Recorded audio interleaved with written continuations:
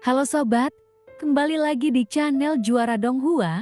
Kali ini admin akan melanjutkan lagi alur cerita Battle Through the Heavens chapter terbaru.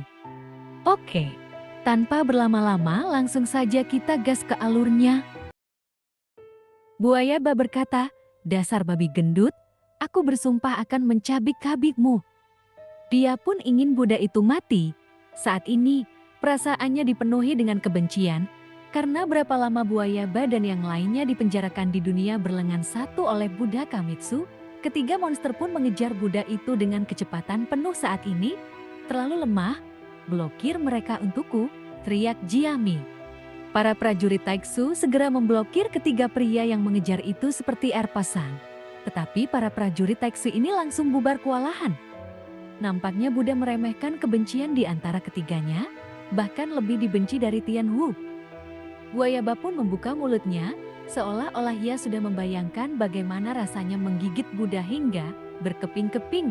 Ia berkata, "Hari ini adalah hari yang sudah kutunggu-tunggu, dan akhirnya di sini saya akan memakanmu apapun yang terjadi." Buaya Ba, Anda tidak bisa mengambil semuanya untuk diri Anda sendiri. Aku juga ingin memakan kepalanya. Beruang putih itu berteriak dengan kilat di sekujur tubuhnya. Aku ingin makan juga.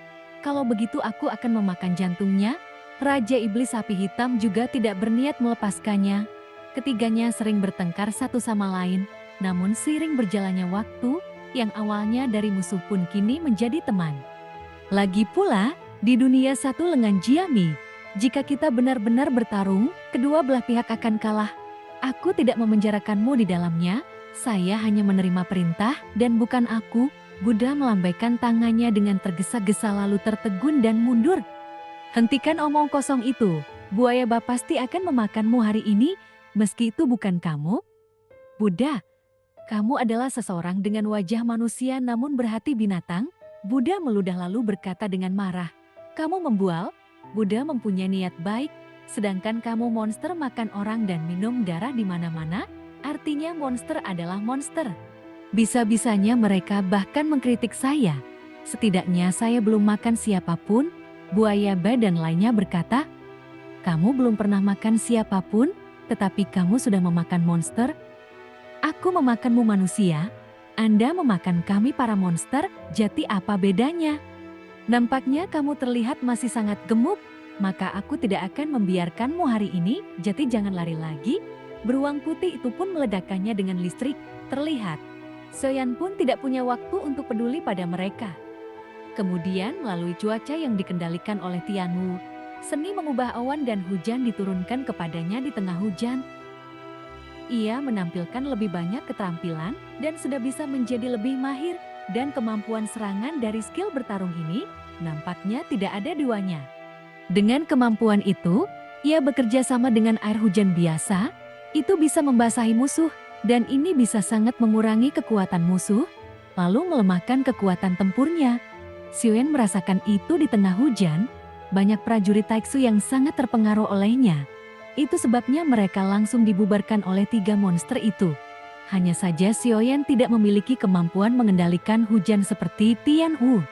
Bahkan lebih mustahil lagi membuat hujan dari udara tipis, karena kunci untuk menampilkan seni mengubah awan dan hujan adalah dengan mendapatkan hujan. Hanya sekelompok sampah, sudah lama sejak saya tidak makan siapapun, maka akan kukorbankan saja ke mulutku. Tianwu menyeringai, Xiuyan pun langsung teringat wujud atlet Tianwu yang dilihatnya pertama kali, yaitu 8 kepala dan 8 ekor. Namun, Xiuyan tidak perlu mengambil tindakan untuk hal itu. Tianwu bergegas menuju Chuju dan Chuhue, lalu keduanya memandang Tianwu. Dan mereka semua menunjukkan rasa takut. Mereka buru-buru mundur ke Dewa Kekosongan. Lalu mereka bahkan mengendalikan Dewa Kekosongan untuk meledakkan sinar pemusnahan. Nampak lebih dari selusin dari mereka tiba-tiba melonjak menuju Tianwu, mengkonversi sinar. Pemusnahan memiliki kekuatan yang besar hingga sedemikian rupa, sehingga Tianwu bahkan bergerak untuk menghindarinya. Saat ini, terdengar suara mendesing. Nampak lebih dari selusin kapal dewa palsu berpotongan dalam sekejap. Saat melihatnya lagi, itu terlihat sudah tidak mungkin untuk membedakannya. Di kapal Zushen manakah Chuju dan Chuwei bersembunyi? Sungguh manusia yang cerdas, Tapi apakah kamu hanya mencoba menghindari raja ini? Gumam Tianwu. Tubuh aslinya sebenarnya muncul dalam ilusi, lalu aura unik manusia tidak bisa disembunyikan. Teknik yang sangat menyilaukan, namun tidak berguna bagiku. Sosok Tianwu tiba-tiba keluar. Ia menargetkan salah satu kapal, dan sepertinya mereka benar-benar bisa tercium keberadaannya. Kemudian Tianwu menggunakan 8 cakarnya yang tajam untuk meraihnya dengan kuat, sehingga mengakibatkan Dewa Kekosongan bergetar hebat. Bekas cakaran yang sangat dalam pun muncul, namun ia tidak sepenuhnya menembus pertahanannya. Lalu, tekanan kuat segera datang untuk menekannya, hingga tiba-tiba merasakan sesuatu. Namun kebanyakan dari mereka fokus pada Tianwu. Ia menerobos pertahanan Dewa Kekosongan, namun menjadi tajam saja tidak ada gunanya. Nampaknya, Hao Tian Sander milik Xuyan lebih memiliki efek terbaik. Kemudian bencana itu segera berada di tangan Xuyan, dan busur Hao Tian Sander memenuhi sekeliling Xuyan. Lalu itu masukkan semuanya ke dalam Disaster Splitting Gun. Tianwu Senior, saya di sini untuk membantu Anda. Xuyan pun membidik nomor dewa palsu yang dikunci oleh Tianwu. Nampak ada retakan bencana terbungkus dalam guntur-guntur Hao Tian. Terjadilah ledakan yang sangat keras. Terlihat, kekuatan Hao Tian Sander dapat mengabaikan pertahanan, dan setidaknya materi fusion saat ini tidak mampu menghentikan Hao Tian Lai. Setelah bencana menerobos pertahanannya, ia bahkan menembus Dewa Kekosongan, mengakibatkan sebuah lubang muncul yang cukup besar untuk masuk dan keluar. Namun Xiaoyan selalu mendapat firasat buruk saat dia melihat lusinan kapal Dewa Kekosongan di langit. Taixu memang selalu licik dan licik. Itu tampaknya ditarik dan dikalahkan. Tetapi pasti ada konspirasi lain dari mereka.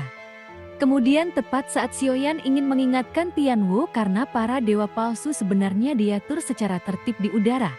Lalu, sebuah tanda besar pun muncul, segel budak iblis. Hal itu pun membuat Tianwu terkejut. Kemudian cahaya keemasan menyelimuti, namun sudah terlambat untuk berhenti. Setelah disinari oleh cahaya keemasan, Tianwu tidak bisa lagi mempertahankan wujud manusianya, dan sebaliknya, ia berubah menjadi bentuk aslinya. Segera, tubuh aslinya tampak membatu dengan kecepatan yang terlihat dengan mata telanjang. Kenapa mereka mempunyai segel ini? Karena pembentukan segel ini membutuhkan setidaknya transendensi tingkat keempat. Mungkinkah itu Buddha? Tianwu berkata kepada Xiaoyan, "Kamu cepat pergi." Tianwu pun kini berada di saat-saat terakhir. Ia menatap Xiaoyan, berkata dengan mempertaruhkan jiwanya.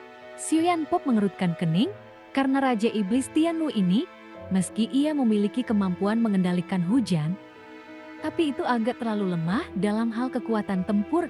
Xiaoyan pun lalu berkata, "Apakah sesederhana itu untuk menyegelnya?" Goyan, buka segel ini. Xiaoyan Pop melambaikan jubahnya dan membuangnya. Ketika cahaya biru dari mata anjing itu muncul dan segera menghilang, namun segel ini belum hilang dan retak, itu masih berputar perlahan, laku menekan dan memblokir Tianwu dengan cahaya keemasan. "Ini bukan larangan, karena ini tidak bisa dipatahkan," teriak Goyan. Namun ketika Xiaoyan melihat sekeliling, ia tidak tahu di mana ia berada saat ini. Tetapi jika dilihat dari bangunan di sekitarnya, itu seharusnya menjadi benteng pertahanan Taixu, karena ada jumlah prajurit Taixu yang sangat mencengangkan. "Sekarang giliranmu, karena telah menghancurkan nomor dewa virtual saya, maka Anda harus membayar dengan nyawa Anda." Kemudian setelah Tianwu ditindas, sosok Yu Juo muncul di atas kepala Xiaoyan, dan dia memancarkan niat membunuh yang kuat. Tidak masalah apakah bisa membunuh monster-monster ini atau tidak. Tetapi tidak ada makhluk di Shenxi yang bisa dilepaskan. Dengan bantuan kekuatan Shenxi, aku akan menerobos keabadian Tuhan. Dia bahkan berencana menyeret Shenxi ke sana. Tepat sekali. Tanganku juga gatal. Namun saat ini tidak ada tiruan dari dewa asli. Kini Xiaoyan hanya bisa mengandalkan kekuatannya sendiri. Artinya tidak mudah menghadapi dewa abadi ini, tetapi untungnya kekuatan Chujuo ada di tengah hujan, dan itu terpengaruh olehnya, dan ia telah melemah sampai batas tertentu. Langkah ke-9, saya menunjukkan rasa hormat terbesar kepada Anda dengan melakukannya sendiri, semut Shenxi. Setelah kata-katanya jatuh, Tujuo tidak lagi berbicara omong kosong, lalu telapak kakinya tiba-tiba melangkah ke depan. Konsentrasi agung dari kekuatan abadi berubah menjadi jejak kaki hitam sepanjang ribuan kaki dan langsung menuju Xiaoyan. Nampak serangan acak yang membuat bahkan tidak bisa mengatasinya. Tujuo mendengus dingin dan penuh dengan penghinaan.